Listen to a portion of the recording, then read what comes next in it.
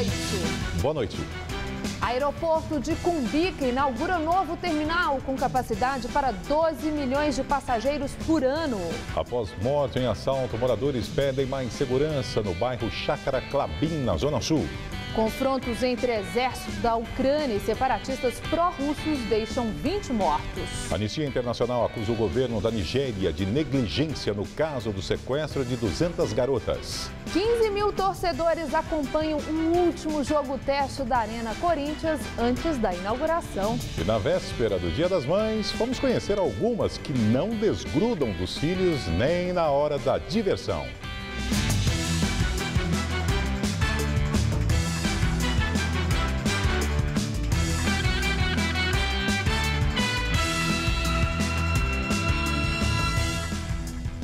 O Aeroporto Internacional de Cumbica, em Guarulhos, inaugura amanhã um novo terminal. Com capacidade para 12 milhões de passageiros por ano, ele foi construído também para atender os turistas que vêm para a Copa do Mundo. Por enquanto, apenas 2 das 21 empresas que serão transferidas para o Terminal 3 vão operar aqui. A ideia é que até o início da Copa do Mundo, outras 5 já tenham chegadas e partidas no novo terminal. Nós adotamos a alternativa mais segura de transferência. Então nós começamos a transferência com 3 companhias por semana. Então as primeiras 3 companhias mudam esta madrugada, na semana que vem mais 3 e assim sucessivamente, fazendo uma pausa durante o Mundial. Cerca de 25% do movimento de voos internacionais estará operando até a Copa do Mundo. E no final de setembro, quando toda a transferência estiver completa, 80% dos passageiros internacionais estarão utilizando o Terminal 3. 2,9 bilhões de reais foram investidos nessa etapa da reforma do maior aeroporto do país. A estrutura toda sustentável e com capacidade para captação da água da chuva para reuso, segue os moldes de aeroportos asiáticos, que estão entre os mais modernos do mundo. A primeira operação aqui do novo terminal do Aeroporto Internacional acontece nessa madrugada. Será a recepção de cerca de 350 passageiros que chegam em um voo da Alemanha. E a partir da tarde do domingo, as operações de embarque também começam a funcionar. O Terminal 3 está sendo entregue completo, com todos os serviços, e 66% das lojas, restaurantes e outros serviços entram em operação no primeiro dia. Até a Copa do Mundo, nós vamos ter cerca de 90% das atividades comerciais em operação. 108 balcões de check-in e 26 totens de auto check-in poderão ser usados até 4 horas antes do embarque. Assim, os passageiros terão acesso à área restrita do embarque, onde estão a maioria das lojas e dos restaurantes. Os pontos de autoatendimento para despacho de bagagens ainda não foram implantados. Até o final do ano, o aeroporto deve atingir capacidade total de 42 milhões de passageiros ao ano. Ainda segundo a concessionária, em outubro, começa a reforma dos terminais 1 e 2. As obras devem durar 1 ano e meio. Amanhã é Dia das Mães, dia de celebrar uma relação de amor muito especial. E nós fomos conhecer mães que não desgrudam dos filhos até na hora dos hobbies. Rose descobriu que estava grávida praticando mergulho. Enzo nem teve escolha. A partir dos 6 meses ele já foi ficando no barco com a gente, ia nas viagens, e aí sempre com o pai cuidando. Um mergulhava e o outro cuidava. E aí, assim, cada coisa que a gente vê no mergulho, fala, não, isso o Enzo tem que ver. E aí começou a colocar máscara, começou a bater peninha na água. Daí, para começar a mergulhar ao lado da mãe, foi um pulo. Hoje o garoto é companhia certa em todas as viagens de aventura da família. Já esteve em Fernando de Noronha, Honduras, em Cuba e muitos outros mares. O que você já viu no fundo do mar? Ouriço, peixe, arraia. E você gosta? Sim. Por quê? Porque é legal. Quando a gente está mergulhando, a gente sabe, assim, dos cuidados que a gente tem e redobra por conta. Porque mãe, sabe, mãe fica mais preocupada, né? Não, será que ele vai fazer isso? Será que ele vai? Ah, será que tá isso? Não. Mas aí, na verdade, acaba que a gente vai naquela coisa de ele conhecer, o novo para ele, fica empolgante para a gente também.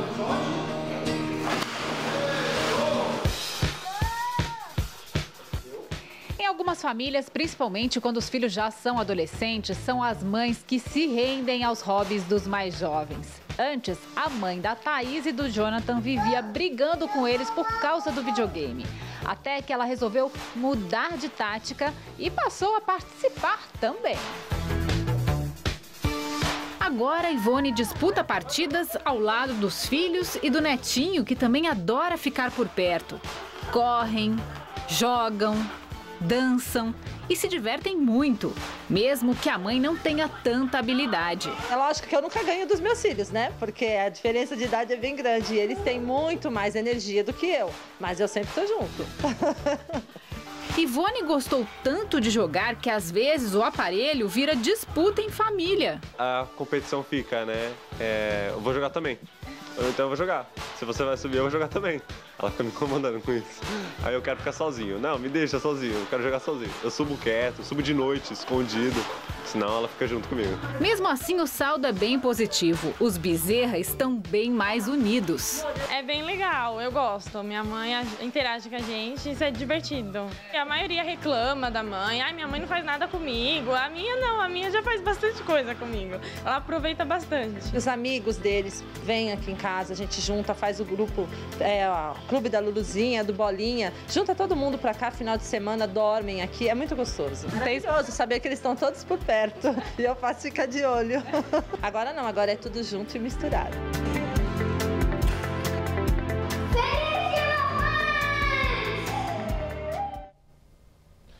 A banda inglesa One Direction se apresenta daqui a pouco no Morumbi, na zona sul de São Paulo.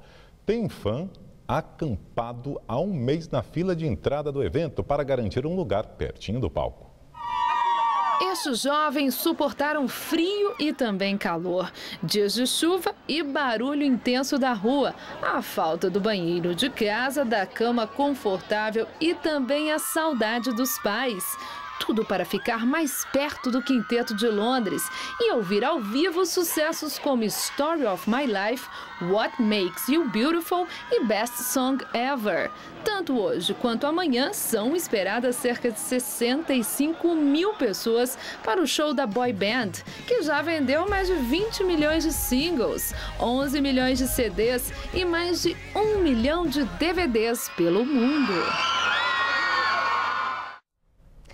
Moradores realizam um ato para pedir mais segurança no bairro Chácara Clabim, na zona sul de São Paulo. Cerca de 100 pessoas vestidas de branco participaram da manifestação por mais segurança, realizada nesta manhã na Avenida Prefeito Fábio Prado. A ação foi organizada depois que um arquiteto morreu na mesma via no último dia 29, após reagir a um assalto dentro de uma farmácia. Ernesto Pisanelli Neto, de 63 anos, foi atingido pelo disparo efetuado por um dos criminosos e morreu no local. A mulher da vítima, que aguardava dentro do carro no estacionamento, viu toda a cena. A farmácia possui câmeras de segurança, mas elas não estavam funcionando no momento do crime. Até agora, ninguém foi preso. Polícia divulga foto de quinto suspeito de participar do linchamento de uma mulher no Guarujá, litoral paulista. Abel Vieira Batalha Júnior, de 18 anos, já teve a prisão decretada e é considerado foragido. A polícia conseguiu identificar o jovem e mais 4 pessoas que já estão presas através de um vídeo com cenas do espancamento feitas pelos moradores do bairro onde o crime ocorreu. Fabiane Maria de Jesus, de 33 anos, foi agredida por uma multidão no último sábado após boatos espalhados em uma rede social. Ela foi confundida com uma mulher que aparece em um retrato falado, acusada de sequestrar crianças para rituais de magia negra. A dona de casa não resistiu aos ferimentos e morreu na última segunda-feira. A acrobata brasileira ferida durante um acidente de circo em Rhode Island, nos Estados Unidos, deixa a UTI e vai para o quarto do hospital. Stephanie Neves, de 19 anos, se recupera de uma cirurgia no pé e no fêmur e continua com um dreno no fígado, órgão perfurado por uma costela na queda. Por causa das dores, ela permanece a maior parte do tempo sedada. Já Dayana Florentino, de 24 anos, segue internada em condição grave. A única brasileira que deixou o hospital é Vidne Neves, de 25 anos. Ela segue em repouso em um hotel. Outras 6 acrobatas estrangeiras se feriram no acidente. Elas faziam parte de uma atração do espetáculo do Reeling Brothers em Barnum and Bailey Circus, em que ficavam suspensas pelos cabelos numa espécie de candelabro humano. Durante a apresentação no último domingo, um gancho que mantinha no ar o grupo se quebrou em 3 pedaços e as artistas despencaram de uma altura de mais de 10 metros. As apresentações só foram retomadas nesta quinta, em Connecticut. Homem mantém uma refém dentro de um ônibus da linha 723 na Avenida Brasil, no Rio de Janeiro. Segundo a polícia, o suspeito tentava assaltar os passageiros quando o veículo foi interceptado por um carro da polícia por volta das 5 da tarde. Os passageiros conseguiram fugir, mas uma mulher e um motorista não. Uma pista lateral da Avenida Brasil está interditada. O BOPE está no local para tentar negociar a liberação dos reféns. E o fim de semana começou gelado e chuvoso aqui em São Paulo. Durante a tarde, a máxima não passou dos 20 graus, mas a sensação era de mais frio por causa da chuva e do vento. E será que o domingo do Dia das Mães também será de frio? Vamos ver em detalhes a previsão para o Brasil e o estado de São Paulo com Mariana Armentano.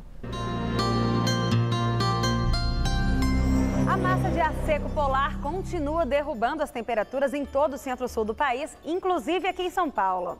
Neste domingo das mães, a mínima será de apenas 11 graus em Curitiba e durante a tarde a máxima não sobe muito e fica em torno dos 17 graus por lá. Em Porto Alegre e também em Belo Horizonte, os termômetros não passam da marca dos 23 graus. E na capital fluminense não faz mais que 25 graus durante a tarde. No norte e no nordeste do Brasil, o tempo continua abafado, por isso a chuva é forte em alguns momentos. Aqui em São Paulo, o ar seco de origem polar afasta as condições de chuva em todo o estado, mas as temperaturas ficam mais amenas e faz frio durante a madrugada. Em Marília, mínima de 13 e máxima de 24 graus amanhã. Em São José do Rio Preto até faz calor, 28 graus durante a tarde.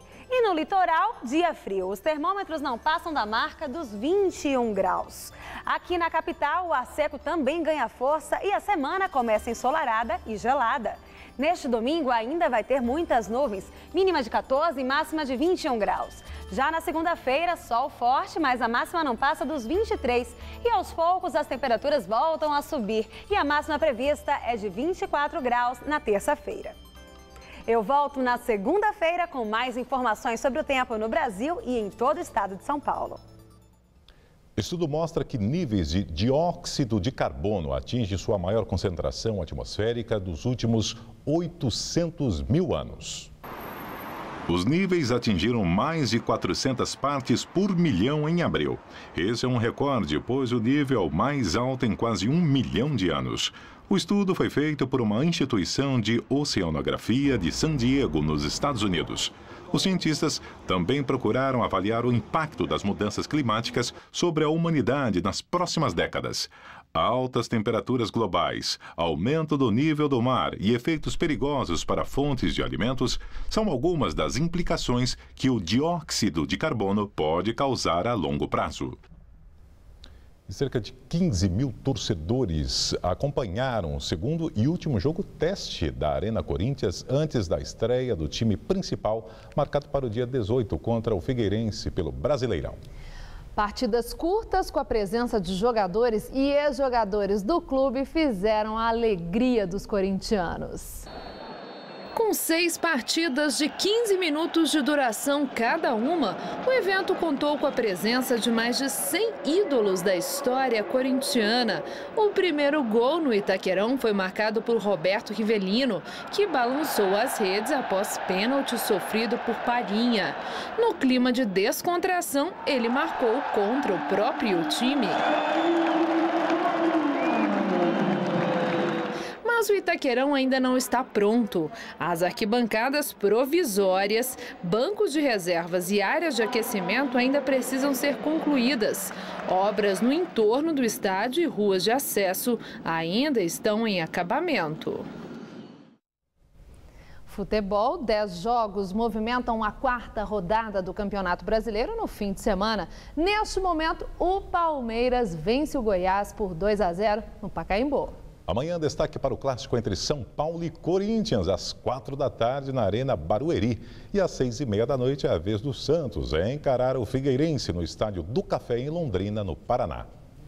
Eleições 2014, o pré-candidato do PT ao governo do estado de São Paulo, Alexandre Padilha, apresentou hoje os grupos de trabalho que irão discutir propostas e compromissos de governo de sua campanha. O ex-ministro da Saúde voltou a criticar a gestão dos recursos hídricos do atual governo de Geraldo Alckmin. A reunião na Assembleia Legislativa contou com a presença de vários ministros, como da Casa Civil, Aloysio Mercadante, da Justiça, José Eduardo Cardoso, e da Cultura, Marta Suplicy. O PT montou 20 grupos de trabalho que vão discutir as propostas de governo para o estado de São Paulo. Em sua apresentação, o ex-ministro da Saúde, Alexandre Padilha, já deu o tom de como será o embate político este ano. Depois desses 20 anos, o cenário hoje é o cenário de terra arrasada na rede pública estadual paulista. Em relação à educação, é mudar ou mudar. Como já havia feito em entrevistas essa semana, o pré-candidato do PT voltou a criticar a gestão dos recursos hídricos do atual governo de Geraldo Alckmin, do PSDB. Alexandre Padilha diz que estuda criar um bônus permanente para quem economizar água. O desconto de 30% na conta de água de quem economiza foi criado por Alckmin para tentar contornar a crise de abastecimento no estado. Mas Alexandre Padilha também fez duras críticas às multas que serão impostas para quem gastar mais. Hoje, a Sabesp transfere para a conta do cidadão, aplicando a multa ao cidadão, a sua irresponsabilidade de 10 anos sem obras estruturantes que ela mesma assumiu a responsabilidade de fazer e que não foram realizadas. O pré-candidato disse que o PT busca apoio de todos os partidos da base aliada da presidente Dilma Rousseff, que não terão candidatos próprios ao governo do estado de São Paulo, mas que também vai buscar apoio da oposição. Partidos que apoiaram o governador Alckmin há 4 anos atrás, talvez acreditando nas promessas que ele fez e que viram que ao longo desses 4 anos ele não fez as estradas que ele falou que ia fazer, não bloqueou os celulares na penitenciária como disse que ia fazer, não entregou os hospitais que disse que ia fazer, desacreditaram desse governador, perceberam que não tem mais energia para enfrentar os desafios de São Paulo e estão dialogando conosco. Saiba agora quais são os destaques das principais revistas semanais. Carta Capital chega às bancas com o título Fator Pessimismo. A revista fala sobre o aumento do mau humor com a situação do país, que seria alimentado por causas reais e também pelo acirramento da disputa eleitoral. Com a manchete Por que a medicina pode levar você à falência, a revista Época fala da briga entre hospitais privados e convênios, além dos custos abusivos de remédios e tratamentos. A Isto É traz uma reportagem exclusiva com o general brasileiro Carlos Alberto dos Santos Cruz, que está no comando da maior operação da ONU no mundo. A revista acompanhou o militar na frente de batalha no Congo durante 15 dias. Na capa da revista Veja os superpoderes da leitura. A reportagem mostra como ler ficção cria bons estudantes e afirma que muitos jovens têm percorrido esse caminho através de obras do escritor americano John Green. A revista Veja traz ainda uma reportagem que revela que a Polícia Federal investiga, a pedido do Supremo Tribunal Federal, ameaças de morte ao seu presidente, o ministro Joaquim Barbosa, em perfis de redes sociais na internet. Em um dos inquéritos de investigação, a Polícia Federal descobriu que um dos que ameaçaram o ministro Joaquim Barbosa foi Sérvolo de Oliveira e Silva, secretário de organização do diretório do PT em Natal e membro da Comissão de Ética do partido no Rio Grande do Norte. Conforme publicado na edição da revista Veja deste fim de semana, Sérvolo teria mudado o nome para Sérvolo Aimoré Botocudo de Oliveira, escrito em um post: Joaquim Barbosa, seu desgraçado, você vai morrer de câncer ou um tiro na cabeça. Outro usuário postou: contra Joaquim Barbosa toda violência é permitida, porque não se trata de um ser humano, mas de um monstro e de uma aberração moral das mais pavorosas. A direção nacional do PT disse que não iria se manifestar sobre o tema. Sérvolo confirmou à revista Veja que de fato foi autor da ameaça, mas alegou que não pretendia matar o ministro do STF. De acordo com o Código Penal, a ameaça de morte pode render uma pena de até 6 meses de prisão. E veja agora as manchetes de amanhã dos principais jornais de São Paulo. Folha de São Paulo. Maioria dos eleitores é contra voto obrigatório. O levantamento feito pelo jornal também mostrou que, se pudessem optar, 57% dos brasileiros não compareceriam às urnas no dia 5 de outubro. O Estado de São Paulo. Fundos de pensão têm déficit de 22 bilhões de reais e negociam ajuda. O alívio nas regras por parte do governo adiaria a necessidade de aportes financeiros. Morreu nesta sexta-feira, aos 73 anos de idade, vítima de um infarte, o jornalista Milton Severiano da Silva, o Miltainho. Milton Severiano da Silva nasceu em Marília, interior de São Paulo, e morava atualmente em Florianópolis. Aos 9 anos de idade, publicou no jornal Terra Livre o primeiro texto. Abandonou o curso de Direito no segundo ano e iniciou carreira no jornal Folha de São Paulo na década de 1960. Miltainho, como era chamado carinhosamente pelos colegas, passou pelas principais redações do país, como as dos diários O Estado de São Paulo e Jornal da Tarde, Revista Realidade, TVS, Tupi, Cultura e Globo. Brilhante editor, ele teve papel importante nas publicações alternativas nos anos 70. É o caso do jornal Ex e das revistas Bondinho e Grilo. Mais recentemente, foi colunista e editor executivo da revista Caros Amigos. Miltainho também escreveu vários livros, entre eles Se Liga, o livro das drogas, e Nascidos para Perder, história do jornal da família que tentou tomar o poder pelo poder das palavras. A música também foi uma grande paixão. Fora do jornalismo, formou-se acordeonista. Ele iria lançar seu disco ainda este mês. O enterro será amanhã no cemitério Getsemane, no Morumbi. Miltainho deixou mulher e 3 filhos. A seguir, o governo da Nigéria é acusado de negligência no caso do sequestro de 200 meninas. E a crise na Ucrânia. Combates no sudeste do país deixam 20 mortos. Alegria, talento, proximidade, confiança. Todo brasileiro nasce com uma marca. Mas tem uma marca que já nasce sendo de todos os brasileiros. A nova marca dos Correios. Uma marca que se renova para conectar você a um mundo que não para de mudar. E se as pessoas estão em constante evolução, a marca que é dos brasileiros também precisa inovar. Para diminuir as distâncias e estar cada vez mais próximo. Para acompanhar você onde você estiver. Afinal, o compromisso dos Correios é estar junto com você. Sempre. Correios.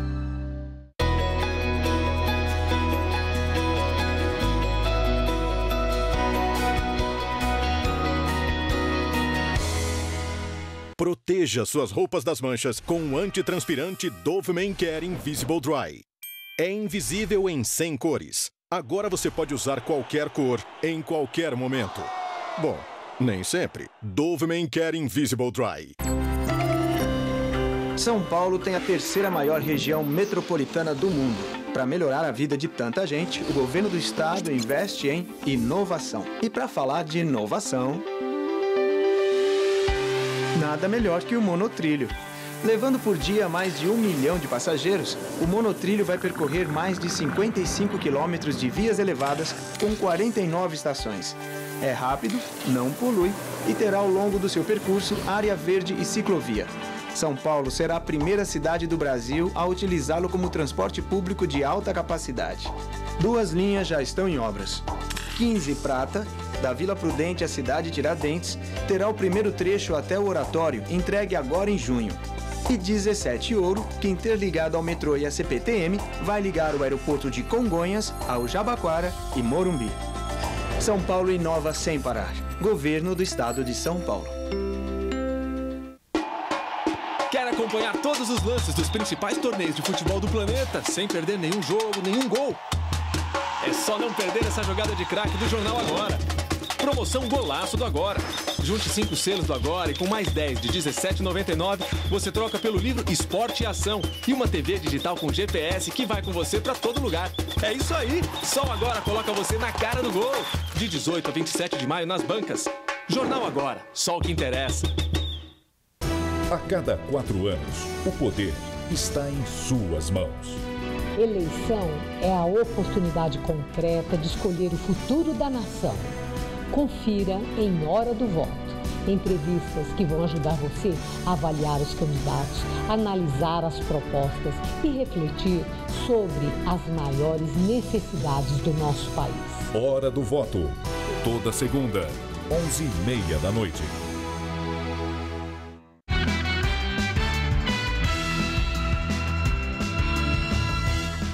Barbárie na Nigéria. Rapto de meninas expõe ao mundo as fraquezas do governo nigeriano.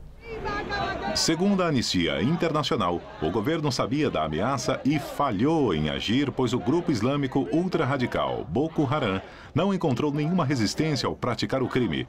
Cerca de 276 meninas foram sequestradas de uma escola pública no norte da Nigéria em abril. Os familiares das vítimas participam constantemente de protestos por informações sobre o paradeiro das garotas e fazendo um apelo por ajuda do governo da Nigéria.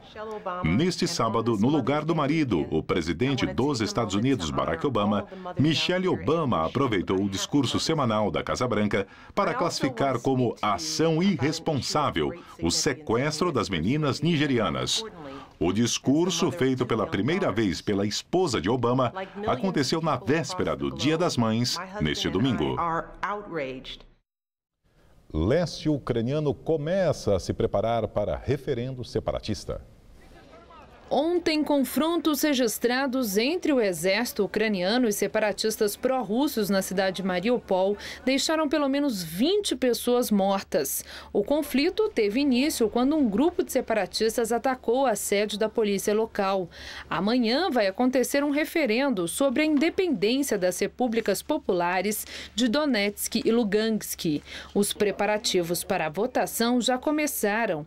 Em Lugansk foram espalhados folhetos e cartazes pela cidade pedindo aos moradores que votem. A capital ucraniana, Kiev, e alguns países ocidentais condenam a consulta popular no leste da Ucrânia. Eles temem que aconteça na região o mesmo ocorrido com a Crimeia, anexada à Rússia no começo do ano, após um referendo similar. E o Jornal da Gazeta fica por aqui. A edição de hoje pode ser vista daqui a pouco no site youtube.com/Jornal da Gazeta. Um bom domingo para você. Nós voltaremos na segunda-feira, às 19 horas. Um feliz Dia das Mães para você. Uma boa noite e até lá. Nesta segunda, 11h30 da noite, em Hora do Voto, acompanhe uma entrevista com Cláudio Lembo, ex-governador de São Paulo. Assista agora, Gazeta Imóveis.